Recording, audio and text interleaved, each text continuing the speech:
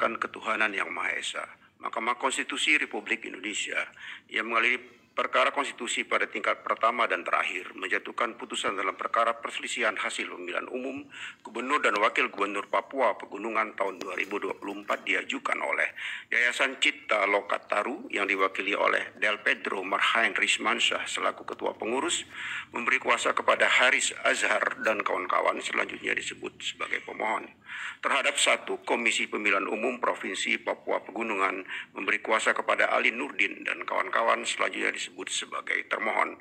Dua, John Tabo dan Ones Pahabol, pasangan calon Wakil Gubernur dan Wakil Gubernur Papua Pegunungan tahun 2024 nomor urut 1, memberi kuasa kepada Sami Benyamin Latunusa dan kawan-kawan selanjutnya disebut sebagai pihak terkait.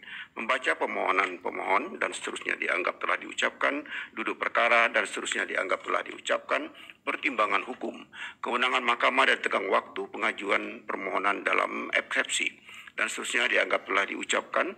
Mahkamah berwenang untuk mengadili permohonan aku dan permohonan pemohon diajukan masih dalam tenggang waktu eksepsi berkenaan dengan kewenangan mahkamah dan tenggang waktu pengajuan pemohon tidak beralasan menurut hukum. Kedudukan hukum dalam eksepsi berdasarkan keputusan KPU Provinsi Papua Pegunungan nomor 33 tahun 2024 dan nomor 37 tahun 2024 dan seterusnya dianggap telah diucapkan. Menyatakan peserta pemilihan Gubernur dan Wakil Gubernur Provinsi Papua Pegunungan tahun 2024 adalah Dr. Haji John Tabo dan Dr. Ones Pahabol, pasangan calon nomor urut 1, serta Beva Yugi Balom dan Nathan Pahabol, pasangan calon nomor urut 2. Adapun pemohon mengkualifikasikan dirinya sebagai Yayasan Cipta Lokataru. Berdasarkan hal tersebut telah ternyata pemohon bukan merupakan pasangan calon sehingga tidak memenuhi ketentuan pasal 1 angka 2 3 Undang-Undang Nomor 8 2015, Pasal 157 ayat 4 Undang-Undang 10 2016.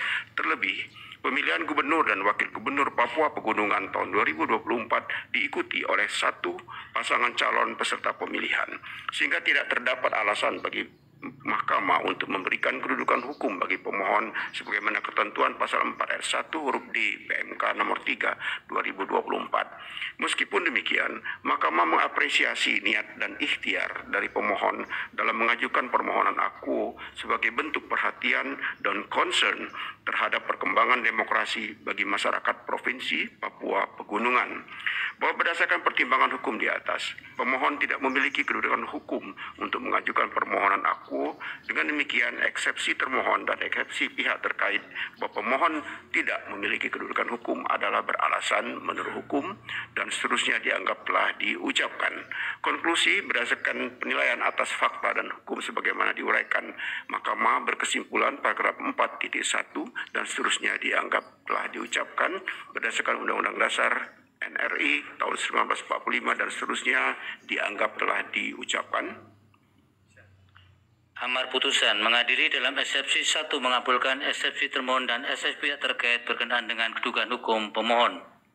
2. Menolak eksepsi termohon dan eksepsi pihak terkait untuk selain dan selebihnya. Dalam pokok permohonan menyatakan permohonan pemohon tidak dapat diterima.